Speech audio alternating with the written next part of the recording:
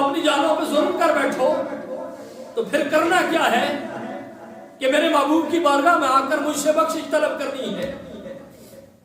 یا اللہ تجھ سے بخشش طلب کر لی, تجھے معاف کر دیا. اللہ معاف تب کریں گے جب محبوب سفارش کرے گا. تو اس کا مطلب یہ ہوا کہ رب معاف کرتا ہے مصطفیٰ کی سفارش پہ اور مصطفیٰ معاف کرتے ہیں فاطمہ کی سفارش پہ. رب بات مانتا ہے مصطفیٰ کی سفارش پہ اور مصطفیٰ بات مانیں گے فاطمہ کی سفارش پہ. اب جو یزید کے طرفدار ہیں ان کی سوچنا چاہیے کہ کیا سیدہ فاطمہ ان کی سفارش کریں گی, اور اگر سیدہ نے سفارش نہ کی تو حضور ان کی طرف نظر رحمت کریں گے, اور اگر سیدہ کائنات کی حضور کی نظر رحمت نہ ہوئی اللہ تعالیٰ ان کو بخش دے گا. یہ تو قرآن کا فلسفہ ہے کہ ظلم کیا, رب سے بخشش طلب کی, محبوب کی بارگاہ میں بیٹھ کر حضور کی سفارش کروا کے بخشش کی, بخشش طلب کی. تو فرمایا لوجد اللہ تواب الرحیم, رب کو ضرور بخشنے والا ہوگے. تو رب مانتا ہے مصطفیٰ کی سفارش کو اور مصطفیٰ مانتے ہیں سیدہ فاطمہ کی سفارش کو. اس کا مطلب یہ ہوا کہ خدا بھی اسی کی سنتا ہے جس کی مصطفیٰ سنتے ہیں, اور مصطفیٰ اسی کی سنیں گے جس کی فاطمہ سنتی ہے. خدا اسے معاف کرے گا جسے مصطفیٰ معاف کر دیں گے, اور مصطفیٰ اسے معاف کریں گے جسے فاطمہ معاف کر دیں گی. خدا اسے عطا کرے گا جسے مصطفیٰ عطا کریں گے, اور مصطفیٰ اسے عطا کریں گے جسے فاطمہ عطا کریں گے. تو یہ کوئی کائنات کی چھوٹی ہستی,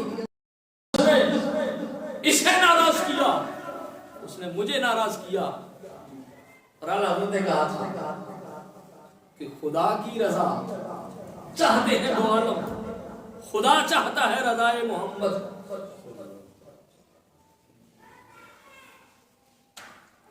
یہ ساری دنیا چاہتی ہے راضی ہو جائے. نمازیں پڑھ رہے ہیں, روزے رکھ رہے ہیں, حج کیے, زکات کیے, طواف کیے, صدقہ و خیرات کی, بہت سارے کام کریں گے نیک اعمال, صرف اس وجہ سے کہ رب راضی ہو جائے. اور رب یہ چاہتا ہے کہ میرا معبود راضی ہو جائے. وَلَسَوْفَ يُعْطِيكَ رَبُّكَ فَتَرْضَىٰ, دنیا رضائے ربی چاہتی ہے اور رب رضائے مصطفیٰ چاہتا ہے. اور یہ ایک بار قرآن کا بیان نہیں ہے, رب نے قبلہ بدلا تو فرمایا قَدْ نَرَىٰ تَقَلُّبَ وَجْهِكَ فِي السَّمَاءِ فَلَنُوَلِّيَنَّكَ قِبْلَةً تَرْضَاهَا.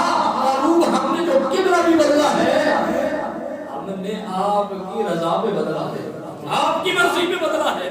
تو رب مصطفیٰ کی رضا چاہتا ہے, دنیا رب کی رضا چاہتی ہے, اور خود مصطفیٰ نے اعلان کر دیا کہ مصطفیٰ اس سے راضی ہوگی جس سے فاطمہ راضی ہے. حضور اس سے رضا کا اعلان کریں گے جس سے سیدہ کائنات راضی ہے, اور جس سے سیدہ کائنات راضی ہو اس سے مصطفیٰ بھی راضی ہے, خدا بھی راضی ہے. ہاتھ الگ ہے, یہ اور ہے, یہ اور ہے. لیکن حضور کے جسم پاک کو جس مٹی نے چھوا ہے اس کی شان یہ ہے کہ رب کے کعبہ سے بھی افضل ہے, اللہ کے عرش سے بھی افضل ہے, اور ساری کائنات میں اس مقام جیسا کوئی مقام ہے ہی نہیں ہے. تو جس مٹی نے جسم مصطفیٰ کو صرف چھوا ہو اس جیسا کوئی نہیں ہو سکتا. تو جس فاطمہ کو مصطفیٰ فرمائے فاطمہ میرے جگر کا ٹکڑا ہے, اگر پاؤں سے لگنے والی مٹی کا مقابلہ کوئی نہیں ہے, جگر کے ٹکڑے کا مقابلہ کون کرے گا. یہ سمجھنے کی چیز ہے.